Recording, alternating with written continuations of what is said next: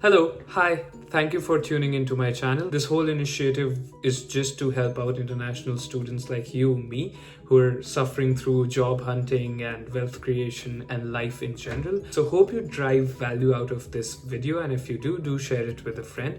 Also, check out my Instagram page where I post very valuable informational content. So, I do recommend you check out that page.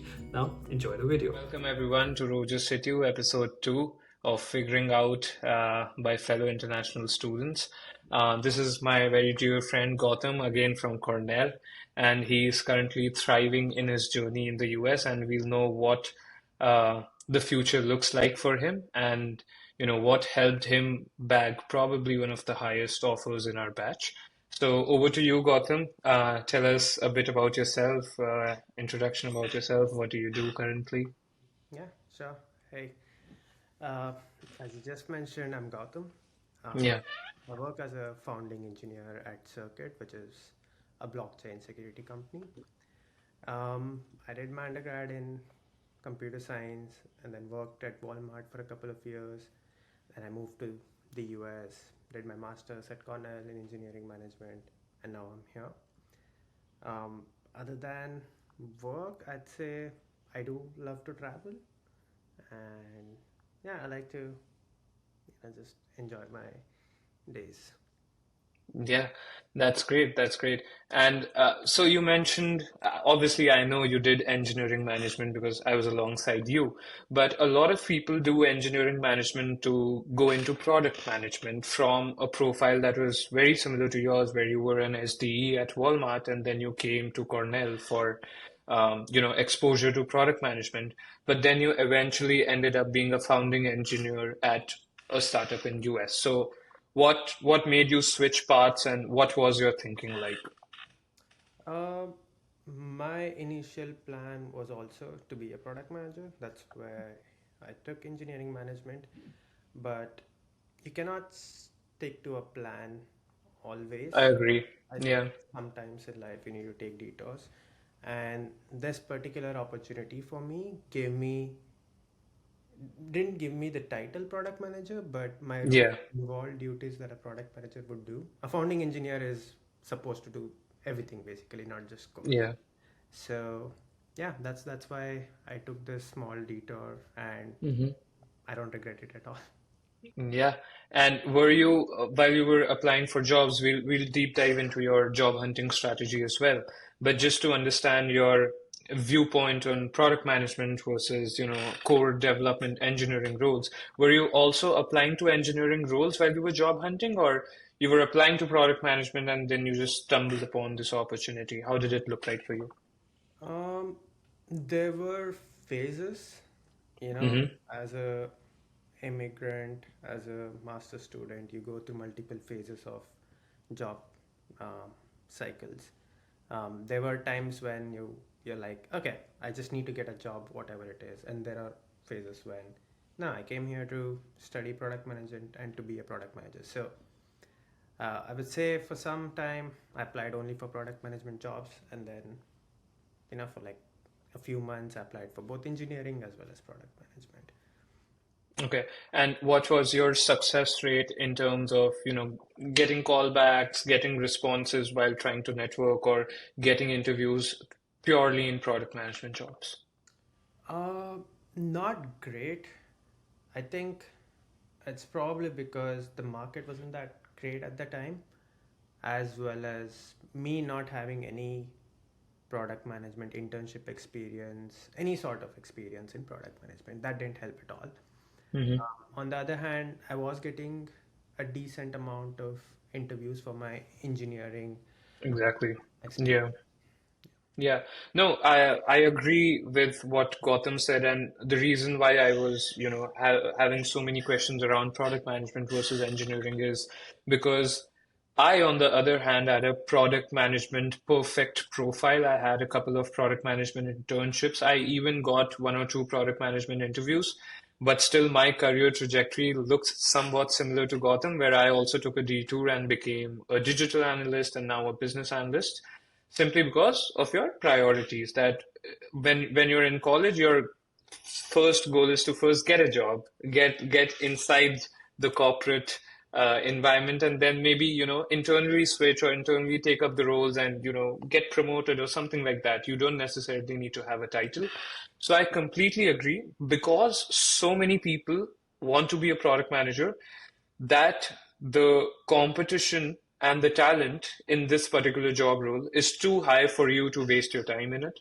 And I personally believe that, you should cast your net wide enough, leverage your engineering skills like Gotham did. I leveraged my product skills to go into something that was at the intersection of engineering and business analytics, digital analytics. So yeah, that's great. I Yeah, yeah, I definitely agree with that. And also, I just wanted to mention this one point. So, when you're interviewing fresh out of college, you only get 4 interviews, that's 4 hours for the entire team to know you, yeah. which cannot explain how much you know about product management, which product management is it's a long game. It's a long game. So Yeah. yeah, if you can get into the team, if you can show it, then you have a year, you have 2 years to show it, and yeah, if you definitely want to be product manager, you can once you get Yeah. in. Yeah, yeah, no, I completely agree, because even our professors at Cornell mentioned that you start out as an engineer, prove your mettle that you know the stuff that you're working on, and then as a product manager, lead the product sense into the goal or the vision the company has for the whole product. So yeah, definitely I agree with that point. Um, Before we dive into job hunting, how was the Cornell experience for you? So Gotham did a 9 month course, which is 2 semesters at Cornell. I was in the same course. I did another semester at Cornell. We spent our first 2 semesters together and had a lot of fun. So how was your Cornell experience? What did you learn out of Cornell? Why would you recommend someone going to Cornell, or you would recommend against? So what's your take? Um, I would say it was exactly how I wanted it to be. So my intentions of doing masters was to get back to studying, I think that get into that hustle mode, and I think Cornell helped me a lot there. Um, I know a lot of people say that 2 semesters is really hectic. You don't get time to do other stuff, but I didn't feel like it. I still had enough time to work on my own startup. I had enough time to hang out with my friends, go out, have fun, as well as do well in academics. And job hunting. Yeah, which was And get a job as soon as you graduated. yeah, that was probably, I think, yeah, it's definitely not easy, but Yeah. not on the other extreme end as well. You will get the time to do everything you want. You just need to plan Hmm. your schedules better. Yeah. Yeah. Yeah. Time management is really important. I remember spending a lot of time in the library with Gautam. It was mostly in the library. So yeah, this guy works hard a lot. But yeah, coming back to the previous question of what was, unique about Cornell? Why did you choose Cornell? And then what did you draw out of Cornell, which stays as a learning for you for the entirety of your life, or, in your day-to-day life while you're working in different projects? Um, what makes Cornell different? I think it's the option to learn anything you want. Hmm. Cornell's motto is something like, if you want to study something, there's a course for it in Cornell. Something like, Yeah. like what? Education for all or something. Yeah. You can take any course essentially at Cornell. I Doesn't think matter what degree. that's like the best thing you can get from any university. Like, Hmm. okay, you've learned product skills, but you want to apply it in a specific industry. You can take a course in that industry. Yeah. Not just, like for career. If you want to, get into some kind of sports management, you can take that specific Yeah. sports related course. And Yeah. there are people, like doing these courses. So you're maybe not your cohort, but there are students who are, like working on projects that you can join. There are, like people who are involved in photography, people who are involved in sports. Yeah, so you'll find a Yeah. really diverse set of students that you can be, like friends with or Yeah. join groups with. I think that's like the Yeah. most differentiating thing in Cornell.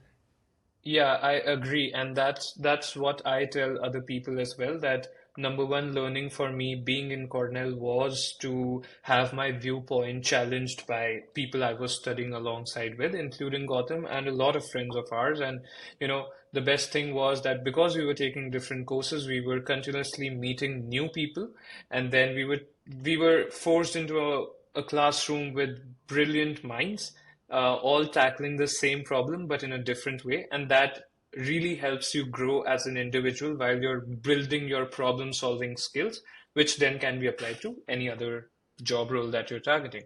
So yeah, that was definitely good. Um, yeah, so Cornell was great. It's a pretty university. What about the elephant in the room? How did you get the job? How much do you earn? Let's talk about it.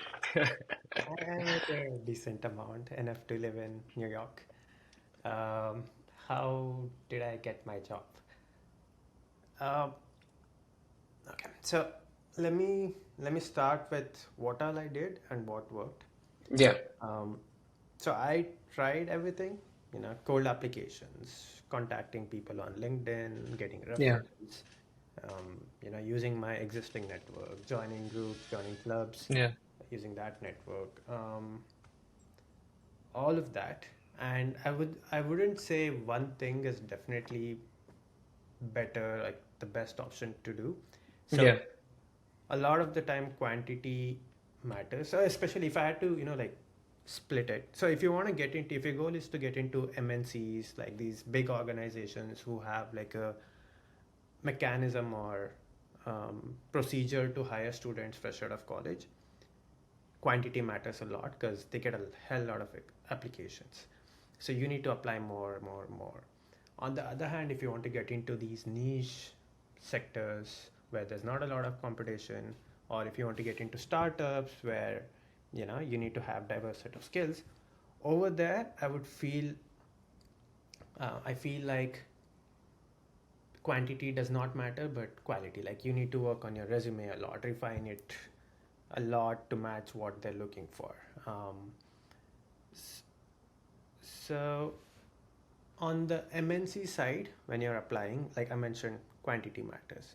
What else matters there is referrals, but from a level of managers, I would say. Anyone yeah. above an engineering manager or a product manager, I think getting referrals from these senior people help a lot. Okay. Whereas, like probably referrals from an engineer or even a senior engineer probably doesn't help that much right now because everybody's getting referrals. So I have a question here, a very short question. Do you mean that if I have a connection in, let's say, a company like Intuit, right? If my connection is a people manager and not an individual contributor, and he refers me, my chances are higher of getting a call back for an interview? Right. Yeah. That's what I'm saying. Okay, so if I'm trying to network in these MNCs, I should be targeting leaders, right? Preferably, yes. And I Okay, think that goes back to two reasons. One, they're usually not contacted much. They have more free true, time to reply to you or true, refer you. Um, so your chances of getting a referral through them is more. Second, I think true, because of their positions, the hiring managers take them seriously. So if true. a random engineer from another pillar in the same organization refers you, it's Hmm. not taken that seriously. But if Yeah, a VP of a org refers to you, then it's taken more yeah, seriously. So I would definitely yeah. say it's preferably better. Yeah, I agree. And what happens, I would like to add in this, um, in a lot of organizations, and I obviously can't name the organization, but VP level people or maybe executive level people are not allowed to refer. Like referrals are not allowed for them. They're not able to refer, but they can recommend you. So let's say I am an executive at company A and Gotham is a director in the same company, but his team is hiring. He's not even the hiring manager. His A person that reports to Gotham is hiring.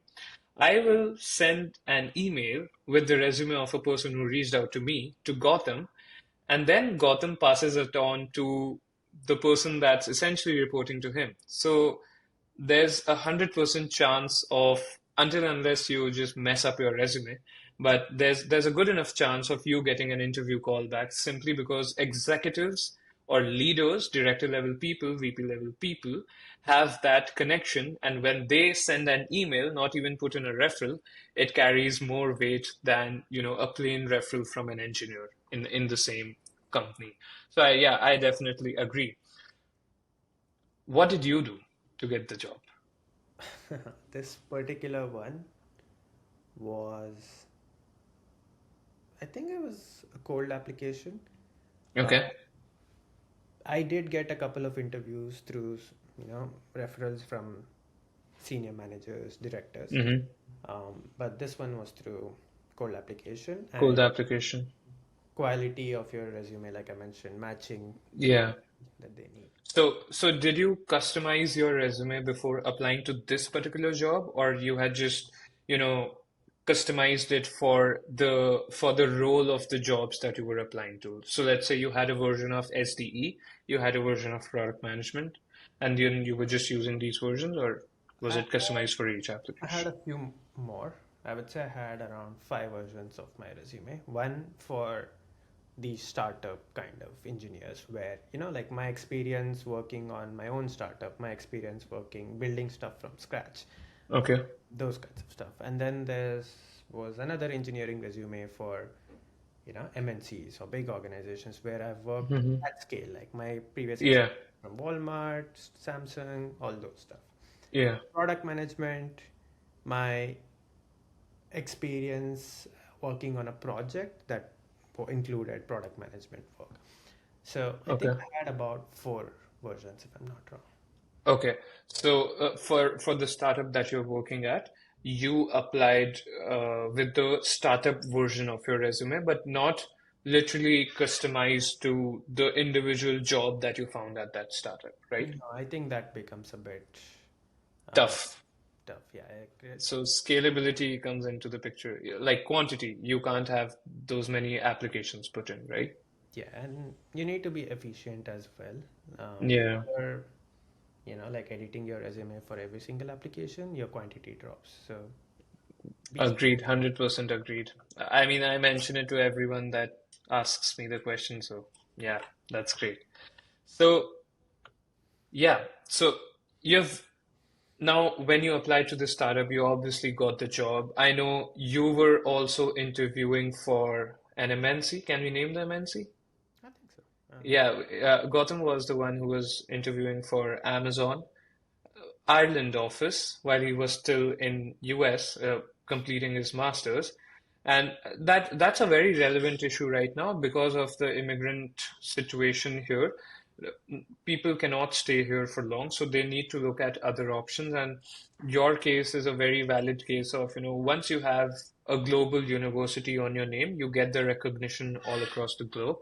So you know, how did it look like? Like you applied for Ireland. What do you think about the, moving out of US situation? What are the opportunities for people? Um, I think it's always the first jump that's scary. Um, Yeah, moving from India to the US clears off that scary fog in front of you, and yeah, from that point, borders don't really matter. Um, yeah, you can, like if you find a good opportunity anywhere in the world, yeah, and if you really want it, I think you should go for it. So that's what I did. yeah, Amazon, I think this was a specific team that I really wanted to work with, yeah, which was based off Ireland. So yeah, I just went for it. I applied, got interviews. I think I went to the last round, and then there was a yeah, match of levels. yeah, It didn't work out, but yeah. yeah, I think I should just apply. And you cold applied to that position as well, right? Yeah, yes. All right. And I know you've interviewed with Amazon a couple of times more. So all of those applications were cold applications as well. I think so. So the interesting thing about Amazon is once you clear their interviews, you're in the Yeah. race. I don't know what it's called, but let's call it the good books, Okay. where since Amazon knows that you've cleared the interviews, they know that you're technically competent. So if Yeah. other team in Amazon wants an engineer, you are given the first preference. So Okay. I've received like 4 or 5 interviews, even though I haven't applied Oh, after nice. like graduating. And Hmm. once you've cleared those interviews, right, you don't have to go through the entire process again. You only have to give one Yeah. interview. So Yeah. yeah, like give your best for the first interview that you give, and once you clear it, Hmm. then it's pretty easy. So, um, how were you preparing for interviews? Because a lot of folks are like, okay, I got the interview, but I don't know. I focused my whole energy on getting the interview that I don't know what to do to prepare for it and how to clear it because you're not getting a lot of interviews, so you better clear the only interview that you get. Right. I think one thing that really helped me and my friends a lot was mock interviews. Um, Yeah. I would 100% recommend it to anyone, like who wants to give interviews. And this is role agnostic. Like if you're applying for product management, SD, anything, just do mock interviews, Right. be it assignment based, be it, whatever, case study based, whatever they are. I think mock interviews are a must. It sort of helps you in two ways. One, get that fear of the interview out of your Yeah. body. Yeah. Second, there are a few questions that you need to have answers ready with. Hmm. Like there are a few behavioral questions that you cannot be, Thinking on the spot. yeah, Yeah. completely honest and just answer it. So you need to be smart about with your answers, and Yeah. for that it requires time and practice, which comes Practice. from mock interviews. Yeah. Yeah, I agree completely. Almost everyone that has recommended me a good advice for interviews says that you need to create your stories beforehand for certain behavioral questions at least. Like, tell me a time you managed conflict. This is a question that, gets its changed versions being asked in almost every interview, irrespective of the roles. So you need to have a story in mind, and it better be a good story because you're there to impress them, not just to say the truth. So, so yeah, it's definitely good. And what's the job market like now? Are you applying anywhere? Are you getting, inbound offers, your queries that, hey, Gautam, we need you. What does it look like for you, and what do you, think about the job market right now?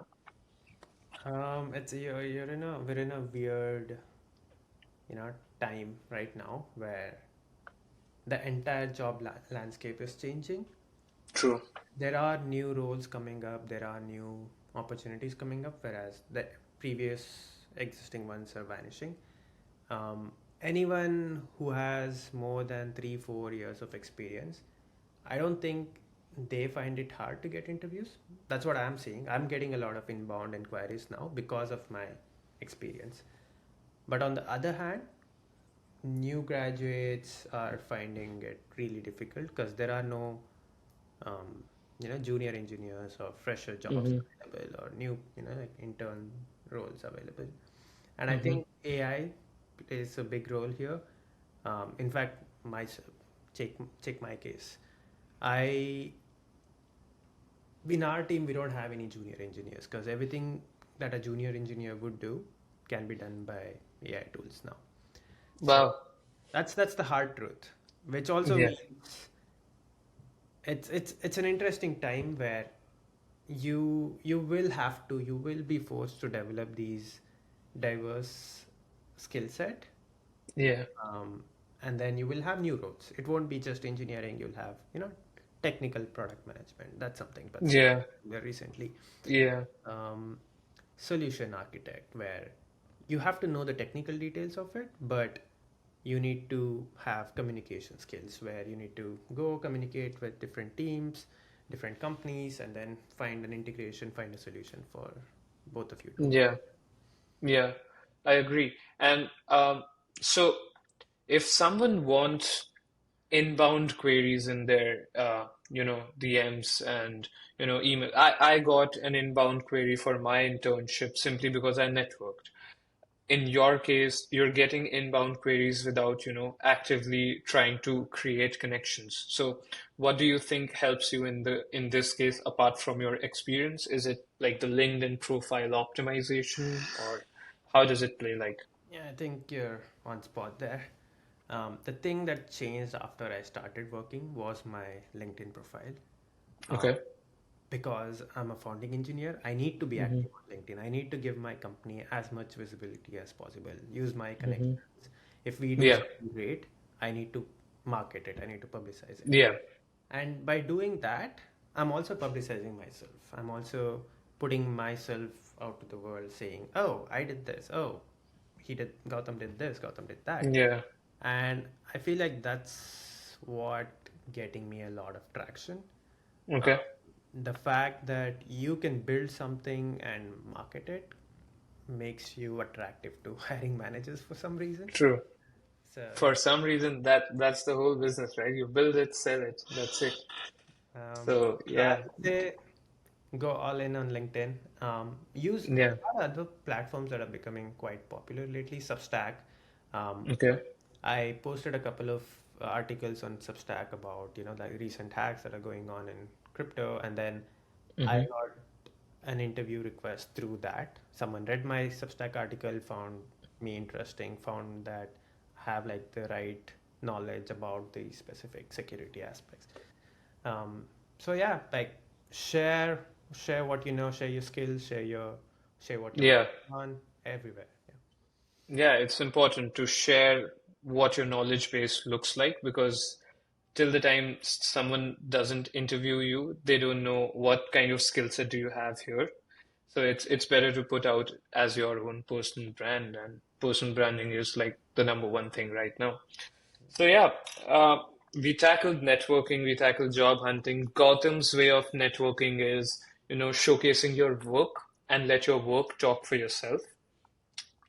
Applications quality should be good, the resume should be solid, your experience should be very well aligned with the kind of companies that you're applying to. And then, yeah, just being genuinely curious about life is what Gautam's mantra is. So, yeah, that was great. What about your finances? How do you handle your finances? I know you earn good enough money to live in New York. Do you save good enough money to move out of New York someday, or, buy a penthouse in New York? What does it look like? Yeah, I save a good amount of my income. So Um, what percentage of your pay would be, savings slash, contribution to education loan or something like that? Or did you pay off your education loan? How did it happen? um, okay, so I paid off my education loan partially, and Okay. that's because I intentionally wanted to invest, like my money, start investing from now on instead of wait a few more years, clear loan, Hmm. and start investing. Um, I think regarding loan, you need to clear it off so much that it doesn't bother your decisions anymore. Having Okay. a huge loan definitely impacts your decision making skills. Like you can't take a particular risk if you have an EMI to pay. Okay. So clear off how much ever you can so that you don't have to worry about it. It shouldn't be a factor in your decision making skills. Once you've done Okay. that, then you have the choice to decide between clearing it off completely or keeping it and using that money to invest somewhere and get better returns. Um, I, luckily I had the knowledge of investing in stocks. I've been investing for the last 6 years, so I chose to invest instead of clearing my entire loan. Um, percentage, I would say I invest about 40% of my income. Okay. Um, I don't keep a lot in my banks. Um, Hmm. I'm a more risk-taking person, so I'm fine with it. Okay. Then expenses come up to, let's see, um, including rent, I think it comes up to 2,500 per month or Okay. 2,500 to $3,000 per month. Manhattan isn't as expensive as people make it Mm-hmm. seem like. Um, yeah, Yeah. that covers everything. My expenses, Yeah. investment. Yeah. So around 40% of your paycheck goes to your savings and 60% of, your paycheck, you use it for yourself. Obviously, living expenses and then living the life expenses come into the picture as well. Travel and whatever you want to live your life as well. You don't want to starve yourself. So yeah, that's a good split. My question is around, you mentioned one interesting fact, which is pay off your loan at that level where it doesn't bother you. So is it like let's take an example. We have $100, right? That's our loan amount, principal amount. And if you pay $90, you just have $10 of principal left. And let's say the rate of interest was 10%, then after 7 years it would be $20, right? So $20 is still, I mean, if you would have invested those $90 after 7 years, they would have been $180.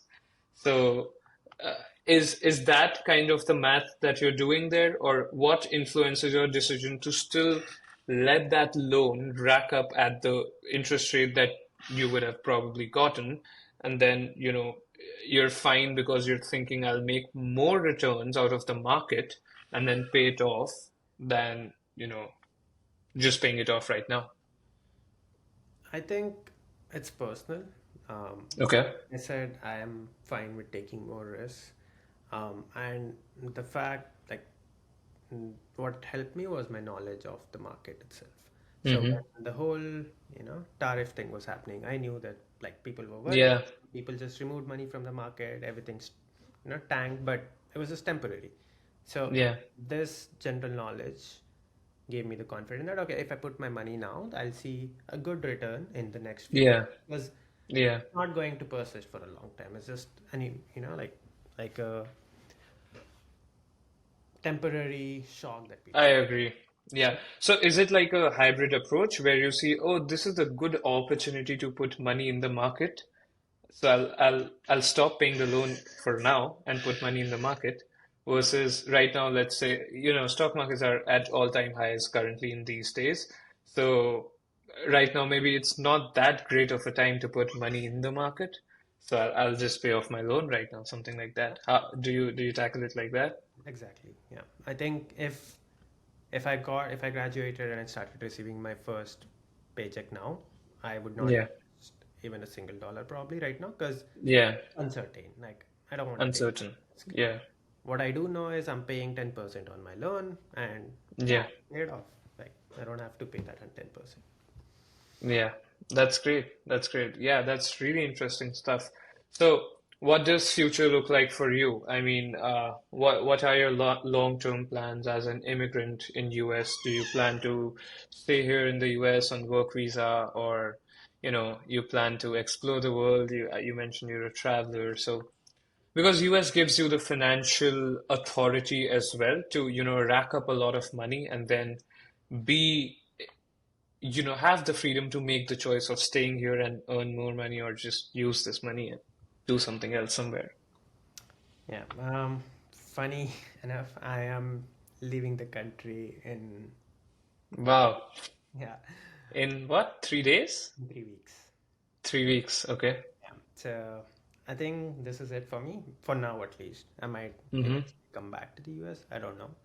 Mm-hmm. But the things that I want to do, I want to build my own stuff. I want to, do other things right now, which Mm-hmm. is not easy being an immigrant. For example, I wanted to travel True. a couple months ago, and because of my visa situation, I couldn't leave the country.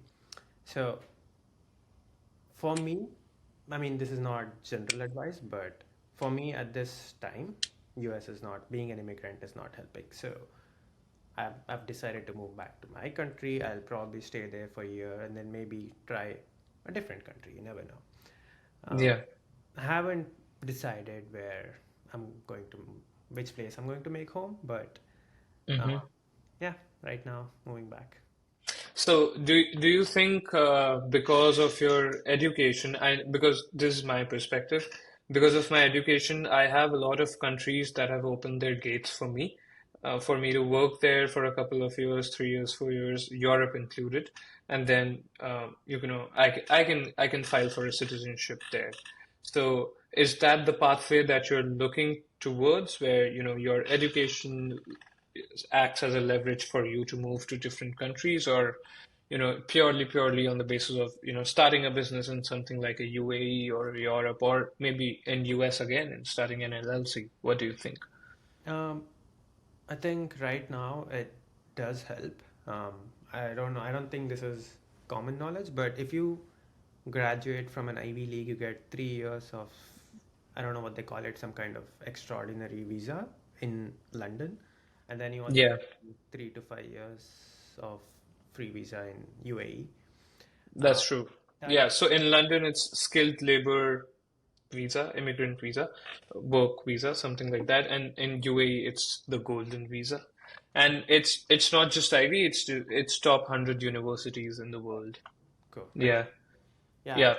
that helps a lot because Yeah. I do plan on working in the UK for a couple of years, and that's my plan right now to use this opportunity to get the visa and start working. Yeah, but I'm sure you might know it, but for the audience, the the rule is that within 3 or 4 years of your graduation, you have to take this decision. It's not like you graduated 10 years ago from a university which is in top 100, and then now you plan to go. So it needs to be a fast decision, and fortunately you're doing it, and I think it's the second year in the since you graduated, Yeah, right? it's been I think So yeah, you have, I think, a 1 or 2 years still left in your pocket to make a decision. And yeah, UK, UAE, Europe, uh, all the places. I mean, you can even file for Australia, I think.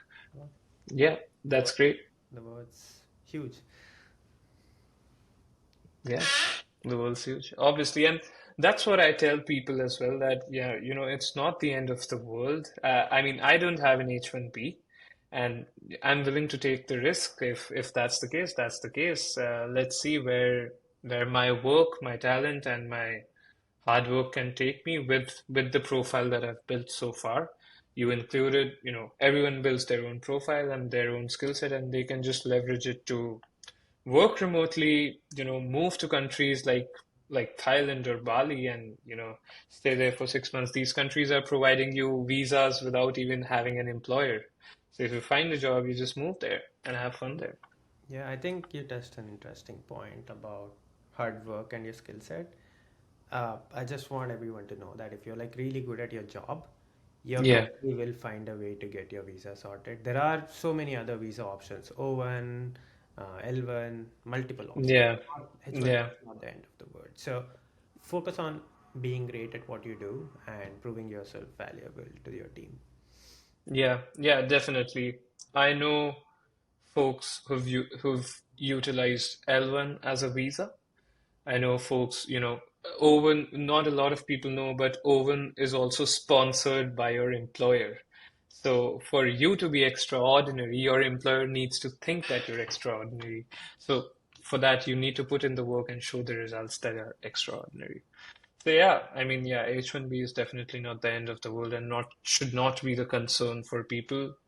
That's what I get in a lot of questions at Rose Institute, but yeah, glad that you mentioned it. So yeah, I know we're at time. Any end thoughts, any recommendations or strategies for people who are just starting out their career, for people who have just entered the workforce, or maybe just started their master's journey?